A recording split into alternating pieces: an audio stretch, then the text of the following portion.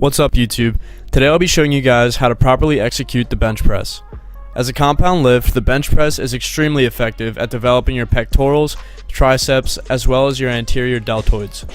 In this video, I'll be breaking down the bench press step by step so that you can execute this lift as safely and efficiently as possible. Make sure you pay attention to all the steps and tips I provide to maximize the strength you can gain from this lift and minimize the possibility of injury. This is my second video in the compound series, teaching you how to safely and efficiently execute the compound lifts.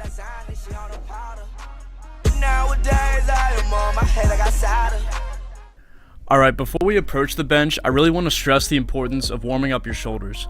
Benching with improper form or without warming up can really mess up your shoulders and cause injury.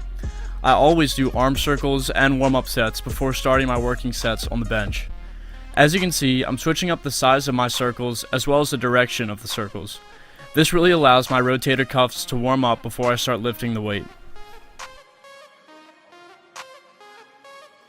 Once you've warmed up your shoulders, it's time to get on the bench. Sit down and lay back. Adjust your position on the bench so that your eyes are directly under the bar. You should be looking directly up at the center of the bar before moving on.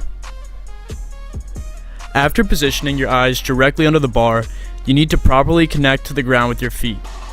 Properly connecting to the ground allows you to generate extra pushing force while you are lifting the bar. This is called leg drive.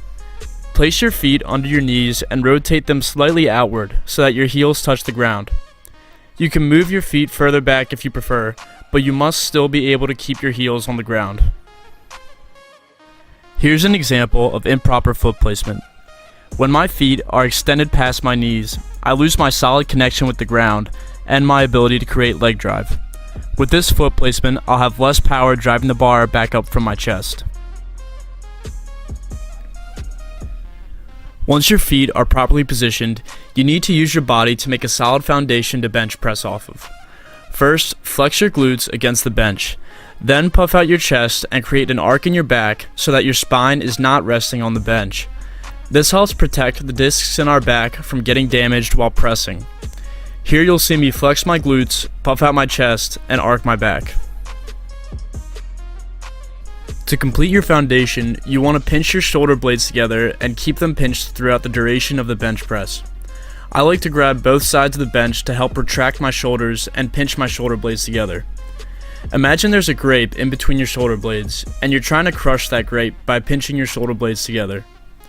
Once you've properly positioned your shoulder blades, you'll have completed your foundation for bench pressing. Having a solid foundation for pressing helps optimize your power transfer, as you will be pressing the weight back up against a solid foundation. It's time to grip the bar. Reach up and grip the bar roughly shoulders width apart. You can then make your grip wider or narrower depending on your preference, or which heads of the pectorals you want to target. The wider you grip the bar, the more you'll be targeting the mid and lower heads of your pecs. The narrower your grip, the more you'll be targeting the upper heads of your pecs and your triceps. Also make sure to wrap your thumb around the bar so that you have a firm grip and the bar won't roll out of your hands while pressing. Lift the bar off the rack. It goes without saying that you should have a spotter with you when you're benching. And as you increase the weight you bench, it might be helpful for them to lift the weight off the rack and save you some energy. Control the weight down and let the bar tap your chest. The bar should touch on your chest anywhere between your nipple line to your top ab, but this will vary depending on the dimensions of a person's body. Focus on exploding the weight back up off your chest. This will help you push past any sticking points when pushing the weight back up. Do not bounce the bar off of your chest. As you go up in weight, bouncing the bar off of your chest could potentially crack your sternum.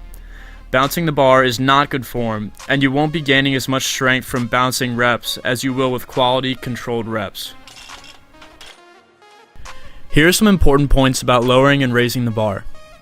Make sure that as you're bench pressing, you don't bend your wrists backwards. This puts a lot of strain on your wrists, and you lose power when bench pressing like this. Rather, make sure your knuckles and wrist joints are directly over each other. A good tip for this is to think about punching the ceiling while bench pressing. This will help retain your power throughout the lift and keep your wrists safe.